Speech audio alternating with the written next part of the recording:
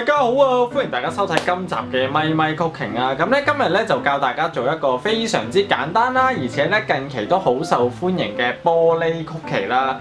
咁咧當中咧我會令呢一種嘅玻璃曲奇咧會係健康少少啦。咁咧如果大家想知道係點樣，我點樣令到呢一塊嘅玻璃曲奇可以健康啲嘅咧？咁你就要繼續去收睇落去啦。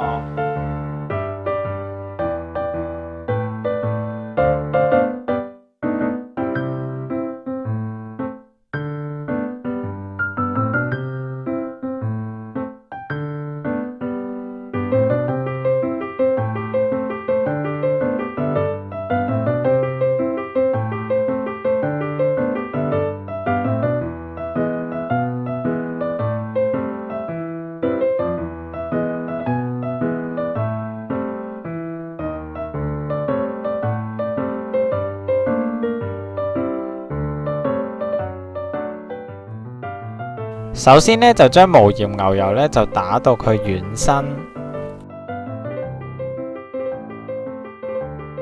之後咧就加入砂糖啦同埋鹽咧去撈勻佢啦。然之後咧就可以分兩次加入雞蛋咧去撈勻佢啦。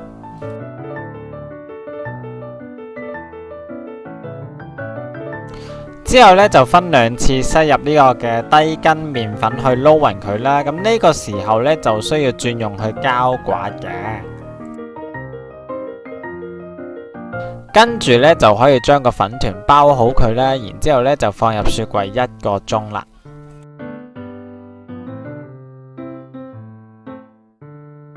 之後咧就將硬身嘅麵團咧用麵粉棍咧碌到佢3mm 左右厚啦。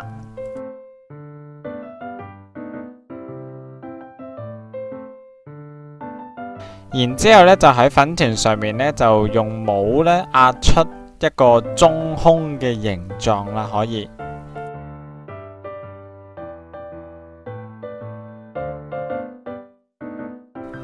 之後咧就將曲奇咧就先用170度咧就焗佢12分鐘。喺呢個時候咧都可以將果汁糖咧整碎晒佢啦。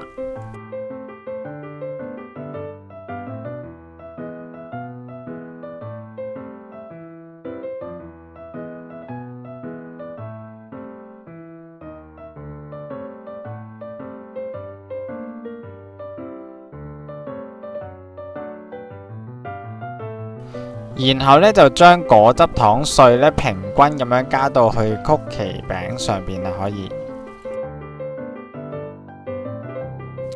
之後咧就將曲奇咧就放返入焗爐咧焗多7至8分鐘咧，咁就完成噶啦。咁喺度提提大家啦，焗好嘅玻璃曲奇咧就千祈唔好即刻喐動佢啊。咁咧等佢完全凍晒之後咧就可以放入一個密實盒嗰度保存噶啦。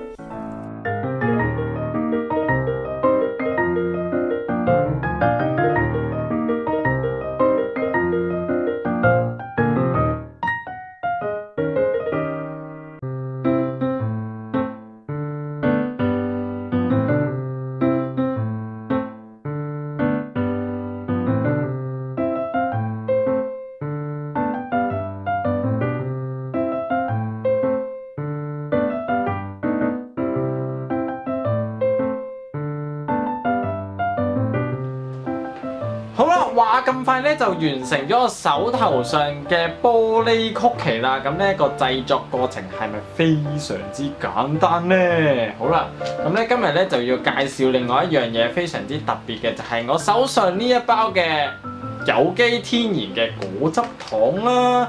咁咧佢當中咧每一粒咧只係有14嘅卡路里㗎，而且咧每食5粒咧佢就會有200% 嘅維他命 C 㗎噃。咁所以咧就算唔係攞嚟做呢個嘅玻璃曲奇咧，不論大朋友又好啦，小朋友又好咧，當生果食咧都係一個唔錯嘅選擇嚟㗎。咁咧依家梗係唔食糖去食呢個嘅玻璃曲奇啦。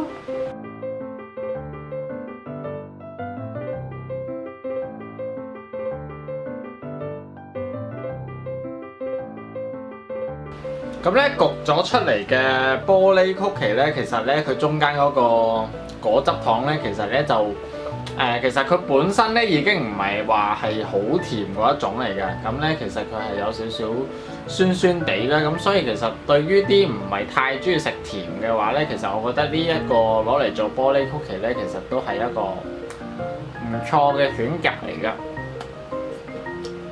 因為首先佢就真係唔係好甜啦，而且咧你仲會食到係佢真係有啲好天然嘅果汁味咯。